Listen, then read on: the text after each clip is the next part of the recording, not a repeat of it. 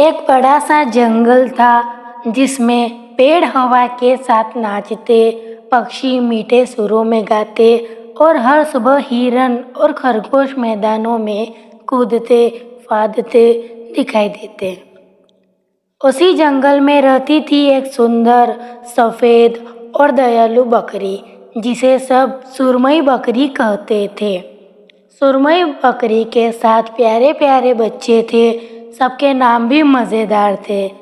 टिंकरी सबसे समझदार, दूसरा मिंकू सबसे तेज, झुनझुन सबसे मजाकिया, पिंकी सबसे डरपोक, बबलू सबसे गोल मटोल, चिंकू सबसे शरारती, टिमटिम सबसे छोटा और सबसे प्यारा।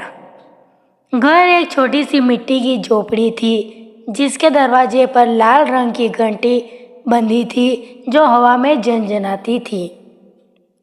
एक सुबह बकरी बोली, बच्चों, मैं जंगल में खाना लेने जा रही हूँ, लेकिन ध्यान रखना, जंगल में भेड़िया घूम रहा है, उसकी आवाज़ भारी है और पंजे काले। कोई आया तो दरवाज़ा मत खोलना। सातों बच्चों ने एक सुर में कहा, ठीक है माँ, हम बहुत होशियार हैं। लेकिन बच्चों की होशियारी अक्सर खेलकूद में खो जाती थी। उधर जंगल में कई पेड़ों के पीछे एक बड़ा मोटा चालाक भेड़िया घूम रहा था। उसका पेट भूख से चिपका जा रहा था। जैसे ही उसने बकरी को जाते देखा, उसके दिमाग में बुरे ख्याल जगने लगे।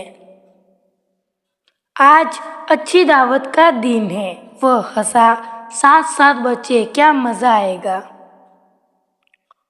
भेड़िया धीरे धीरे बकरी के घर पहुंचा और दरवाजा खटखटाया। दरवाजा खोलो बच्चों, मैं तुम्हारी माँ हूँ। अंदर से टिंकरी बोली, झूठ, तुम माँ नहीं हो, तुम्हारी आवाज़ बहुत ज़्यादा भारी है। भेड़िया गुस्से से तिलमिला गया पर ठहरा। चालाक बोला, चल चच्चा, अभी दिखाता हूँ। वो पास के बाजार में गया, आटा खाया ताकि आवाज़ मीठी हो जाए। वो वापस आया, दरवाज़ा खटखटाया। बच्चों, मैं आई हूँ।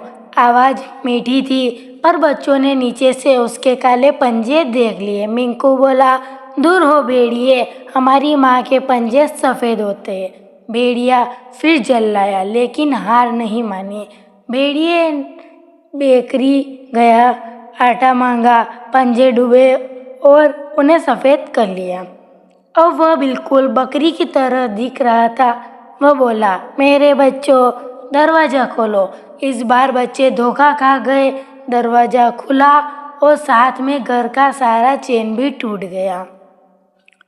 भेड़िया अंदर घुसते ही दहाड़ा, अब तुम सब मेरे हो। सातों बच्चे अपनी अपनी जगह दौड़े, कोई अलमारी में, कोई पर्दे में, कोई मिट्टी के घड़े में, कोई पलंग के नीचे, कोई बक्से में, कोई खिड़की के पास।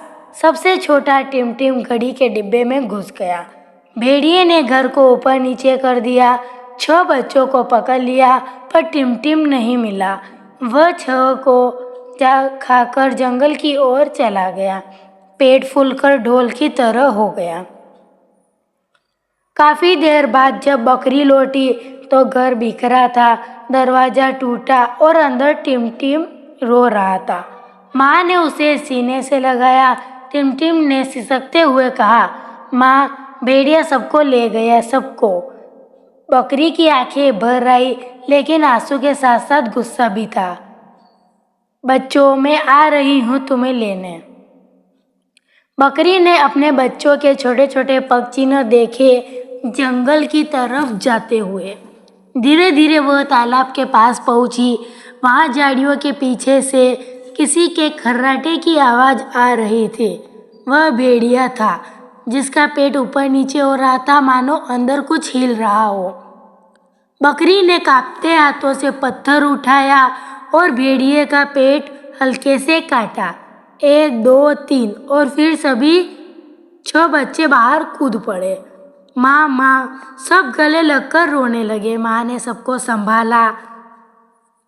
बकरी बोली, अब इसे सबक मिलेगा। सबने बड़े बड़े पत्थर उठाए और भेड़ियों के पेट में भर दिए। फिर पेट को सिल दिया। थोड़ी देर बाद भेड़िया उठा। उसे बहुत प्यास लगी। तालाब पर गया, पानी पिया और धड़ाम भारी पेट की वजह से वह पानी में गिर गया और बाहर निकल नहीं पाया। यानी बुराई का अंत और भलाई की जीत। बुराई चाहे कितनी भी चालाक हो, अंत में हारती ही है। माँ की बात हमेशा माननी चाहिए। सावधान रहना जरूरी है। हर मीठी आवाज़ हमेशा सच नहीं होती। मिलकर रहना, एक दूसरे की रक्षा करना, यही परिवार की ताकत है।